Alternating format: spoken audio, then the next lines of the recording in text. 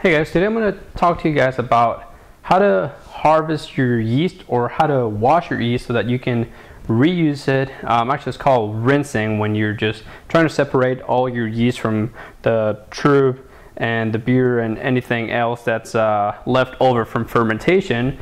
So I just got done bottling my pale ale, and all I have in here left is maybe a little bit of beer, about that much, and then we have all the yeast along with all the trub and debris. So the first thing that we want to do is we want to get rid of as much beer as possible and just leave all the sediment below. So take your bucket and then just slowly decant the beer right until you get just to the part where you have nothing but yeast. I don't know if you can see that from there. So once you have just your trub left over, all your yeast and all the other gunk, you're going to take about a gallon of water and make sure that this water is sterilized. You can sterilize it either by boiling. Actually, probably the only way to sterilize it is going to be to boil it. Anyways, you pour it, and you want to swirl this.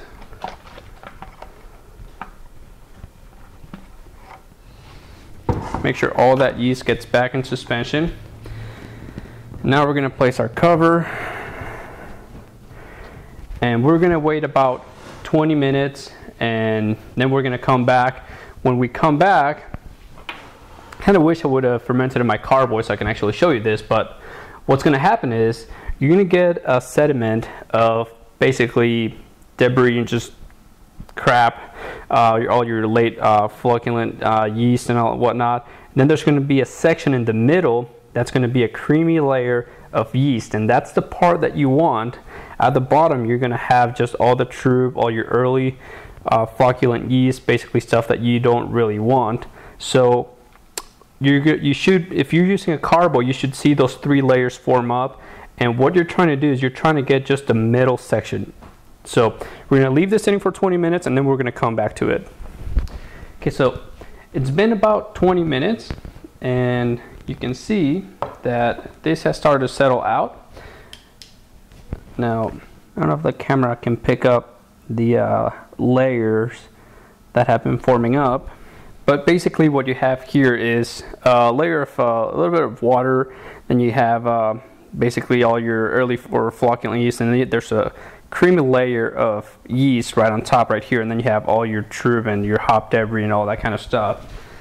So you'll actually be able to see this once I transfer this into this smaller jar. And like I said, I wish I would have done this on a carboy so I can show you, but then again, I don't like doing this in a carboy because a carboy gets kind of heavy to actually do this and transfer the beer. So what you want to do here,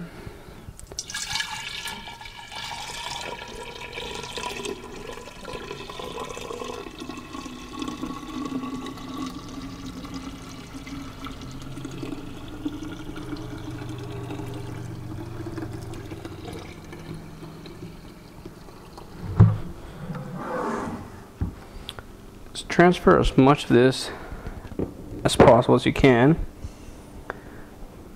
It's about right.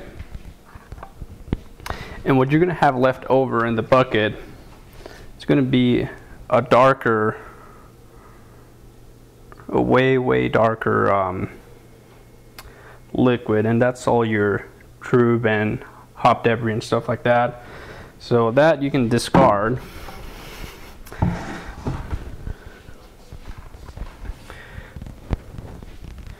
Now you can put a lid on this, and again, just leave it sitting for about 20 minutes again, and then we'll come back and do this one more time to get as much of the yeast out of this whole sediment, which includes some of your trub that's going to be forming up down here at the bottom, and then there's going to be a little bit of just water basically, or a little bit whatever beer was left over here at the top. So that's what we'll do in about 20 minutes. So it's been about 20 minutes, and if you can see, what we have here is at the very bottom we have a layer of trub. Everything from here on out is basically yeast suspended, and then at the very top we just have a small layer of beer that was left over from the fermenter. So just like we did before,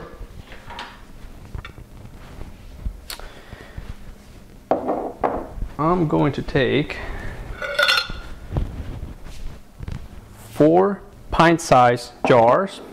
Again, these have all been sanitized and preferably should be sterilized. And I'm just gonna pour down, fill these up one at a time, trying to leave as much of the trub at the bottom. Make sure if you're trying to top this off that the trub isn't mixing with the yeast. And you should see all the yeast, or all the trub, is still at the bottom. And now cover these up, and each one of these pint-sized jars is going to be essentially 1 vial of yeast. So whenever you go on to brew more beer, all you have to do is take out one of these pint-sized jars and use it to make a starter the day before. And that's pretty much it. Over the course of the days of the week, this is going to start to clear out, and all the yeast is going to start to settle all the way at the bottom and just pack down.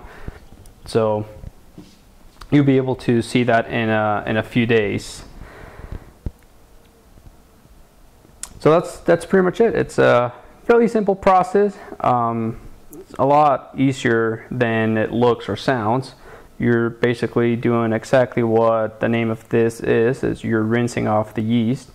You're getting all the trub, all the junk out, and you're just keeping the pure yeast.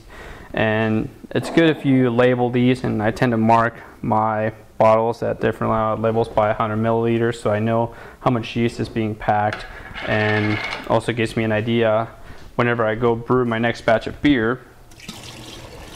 I'll know whether or not I'm pitching enough yeast, if I need to make a bigger starter, or if I need to do anything else. So that's pretty much it. I hope this helps out, and that it helps you brew better beer, because this doesn't only save you money, but as you start to reuse your yeast, the yeast tends to give your beer it does a better job at fermenting the beer once you use it 2, 3, 4, 5, even up to the 5th time. So keep that in mind. That's pretty much it. I guess we'll see you guys on the next video.